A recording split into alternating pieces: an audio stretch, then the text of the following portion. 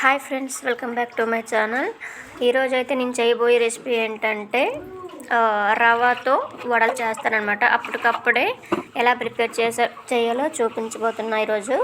దానికోసం కొత్తిమీర, పచ్చిమిరపకాయల తురుము, ఇంకా క్యారెట్ తురుము మెయిన్ కావాలి. 1 కప్పు నేను రవ్వ తీసుకున్నా, బొంబాయి రవ్వ తీసుకున్న. 1 కప్ తీసుకుంటే దానికి 2 రెట్లు వాటర్ తీసుకోవాలన్నమాట. వాటర్ బాగా బాయిల్ అయిన తర్వాత దాంట్లో కొంచెం మనకి తగినంత ఉప్పు, ఇంకా కొత్తిమీర తురుము, పచ్చిమిరపకాయ, ఇంకా కొత్తిమీర, ఇంకా క్యారెట్ ఇవన్నీ వేసుకొని బాగా కలుపుకోవాలి. వంటలు కట్టకుండా ఇలా బాగా కలుపుకోవాలి థిక్నెస్గా.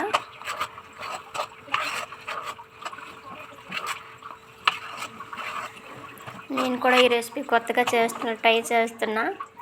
మార్నింగ్ బ్రేక్ఫాస్ట్కి ఏమీ లేకపోతే ఇలానే ఏదైనా వేరంగా అయిపోయేది. ఇలా ట్రై చేస్తామన్నమాట కొత్తగా. ఇంకా 4 వైపులు ఆయిల్ కొద్దిగా వేసుకొని కలుపుకోవాలి. ఇది ఇంకా చల్లగైన వరకు ఇంకా పక్కన పెట్టుకోవాలి. ఇలా ఇదైతే ఇంకా కూల్గా అయిపోయింది. ఇప్పుడు 4 వైపులు బాగా కలుపుకొని ఇంకా చిన్న పాలిథిన్ తీసుకొని దాంతో ఇంకా వడలు చేసుకోవడమే. నేనైతే ఆయిల్ పెట్టేసుకున్నాను.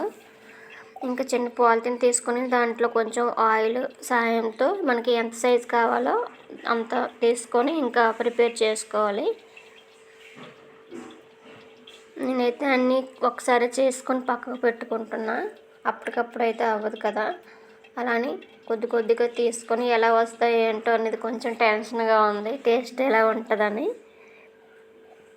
చేయడం అయితే బాగానే చేస్తున్నా కానీ టేస్ట్ ఎలా వస్తుందో ఇంకా తెలీదు.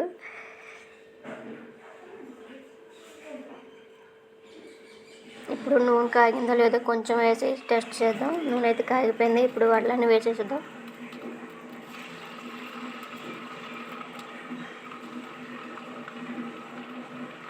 ఇది వెంటనే దాన్ని ఉల్టా చేయకుండా కొద్దిసేపు అవి బాగా వేగిన తర్వాత దీన్ని మళ్ళీ రిటర్న్ చేస్తే తిరిగేస్తే అది బాగా వేగుతాయి అన్నమాట. వెంటనే వేస్తే ఏంటంటే అది మొత్తం ఊడిపోతాయి.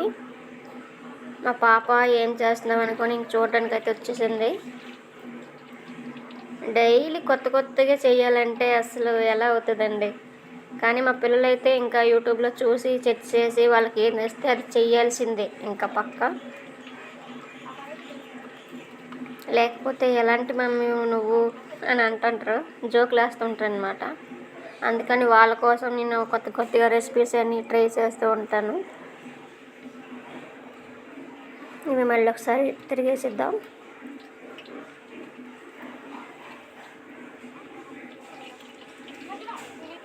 ఇవైతే గోల్డెన్ కలర్గా వచ్చేసాయి, బాగా వేగిపోయినాయి.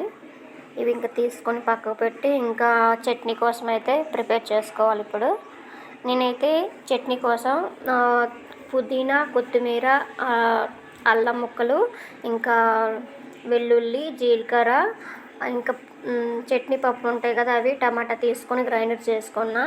ఇలా మంచిగా పోపు వేసుకొని ఇంకా చట్నీలో వేసుకుంటే బాగుంటుంది. ఇదైతే బాగా వేగిపోయింది. ఇంకా చట్నీలో వేసుకొని మా పాపకైతే ఇచ్చాను. ఎలా ఉందో ఏమో, చూస్తే బాగానే వచ్చాయి కానీ టేస్ట్ ఎలా ఉందో అయితే తెలియదు. ఏదైనా సరే okay friends, thank you for watching.